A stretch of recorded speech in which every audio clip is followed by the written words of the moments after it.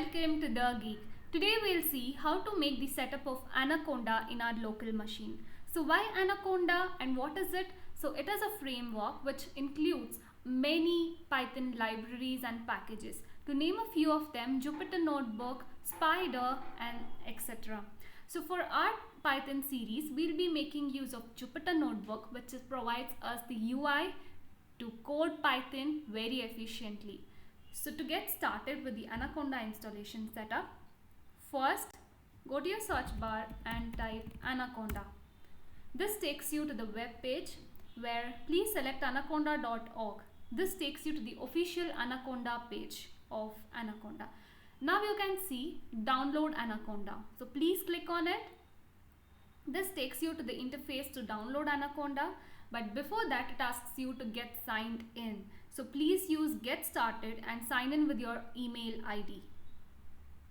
Now since I've already signed in via my email ID, it quickly signs me in with my email and then gives me an option window to download Anaconda in my local machine.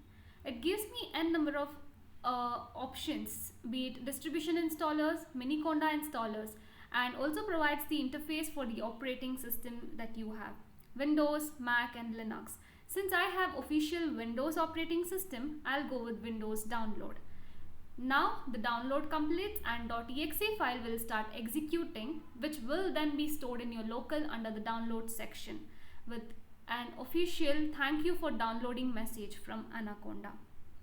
And post the download is completed, please access your .exe file, double click on the folder. Once the setup is complete with .exe file, you can see a window popping up like this saying welcome to Anaconda 3, please continue the setup. Please click on next and then it asks you to accept the license agreement. Please click on I agree and then it asks you what is the type of installation you want to do. Is it just for me or for all users with admin privileges?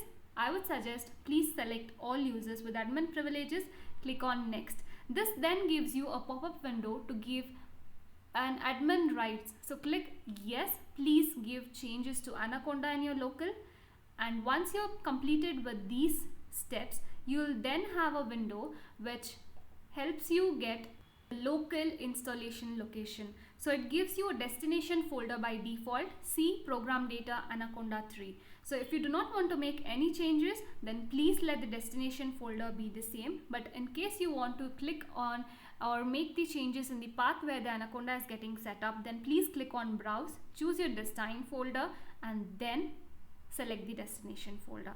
It takes up to 5.2 GB of your data to set up Anaconda in your machine.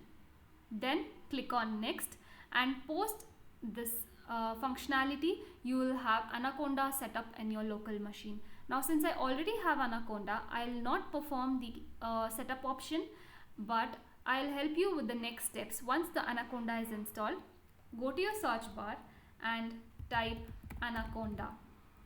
The moment you type Anaconda, you can see you have Anaconda Navigator, you have Anaconda Prompt. So these are the two options. You should make sure that it is present once the Anaconda setup is done. So please click on Anaconda Prompt. This will open the Anaconda Prompt window for you.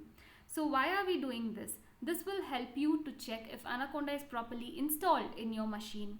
So what do we do? Once the prompt is open, please use the command conda --version and click on enter. This tells you what is the version of Anaconda that is set up in your machine. So I have 4.10.3. Similarly, you will have an alternate version or similar maybe. Since it was quite long that I have Anaconda, so my version might differ from yours and it's totally okay.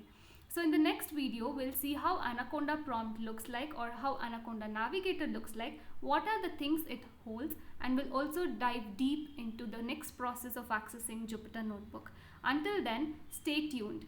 Please like, share and subscribe the video. See you.